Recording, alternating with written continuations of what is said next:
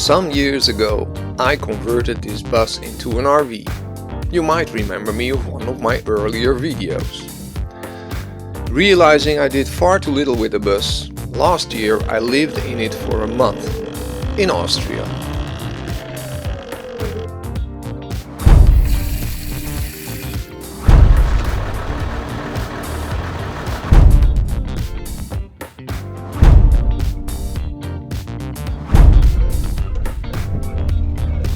Stick with me, I tell you all about it. After 6 years I made 3 major upgrades to the bus to be able to work from it. Those were solar panels, a working desk and a Starlink kit.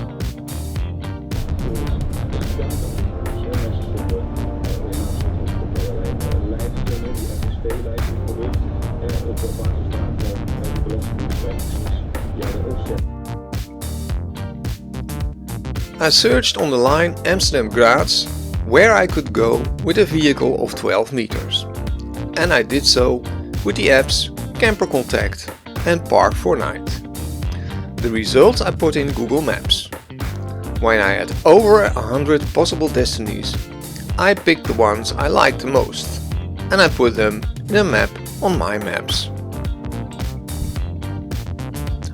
I always check the trip of the next day, the day before, on Google Maps. I had 2 learning moments. First I checked the road to Neuburg and I saw no problems. The road was wide and there were no underpasses. Then when I got there, the road was at some spots quite steep. So I learned I couldn't see hills on Google Maps. Hills slow the double-decker down. Afterwards I learned there are websites with that information.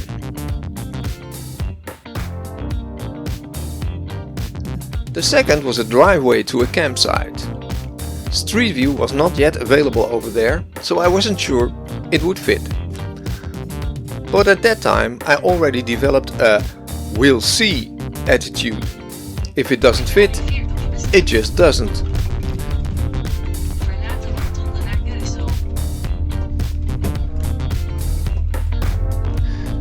Getting there, I turned out to be small.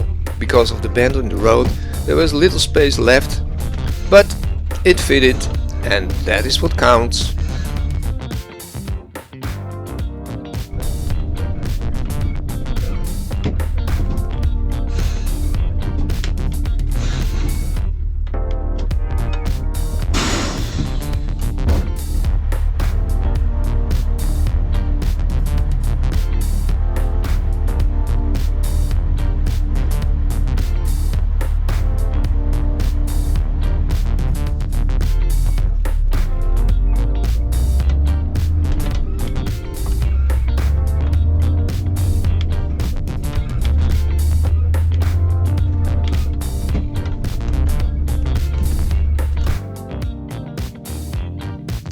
I learned that when I'm alone, I can do with 75 liters a week, considering I use the shower and toilet of campsites as much as possible.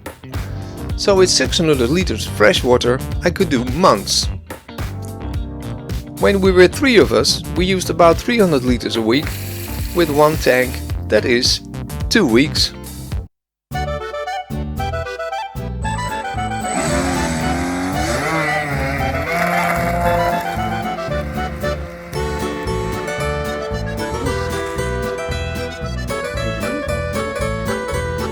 Oops. Oh yes.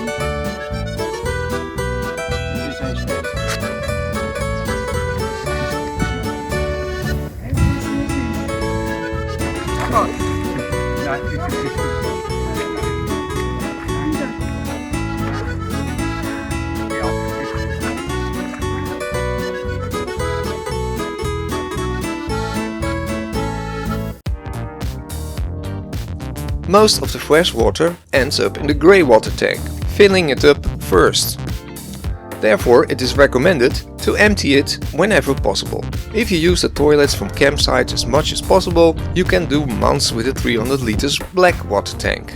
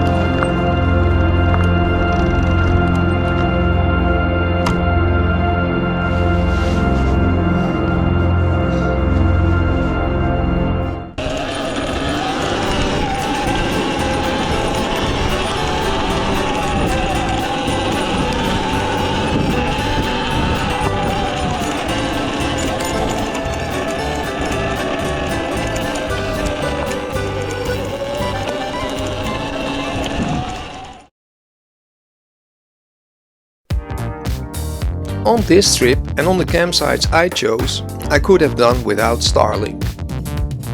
The 5G hotspot on my phone and Wi-Fi turned out to be sufficient. But as a backup, Starlink is really nice to have. The internet from it is reliable and quick. I learned that you can't have trees above the antenna though.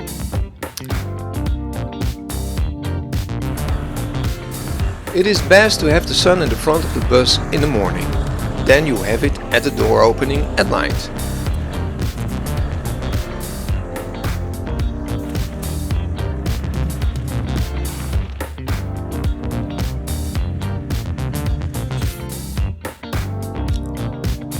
We can do 2 days on the fully charged batteries. It used to be 5 days, but is reduced by using the PC and Starlink intensively. On sunny days, the solar panels can easily recharge the batteries even in October, but not on dark, rainy days. We have to think about that when choosing a location without electricity. The home trip went smooth, and as always, we emptied the tanks before the bus went in hibernation. See you in our next video!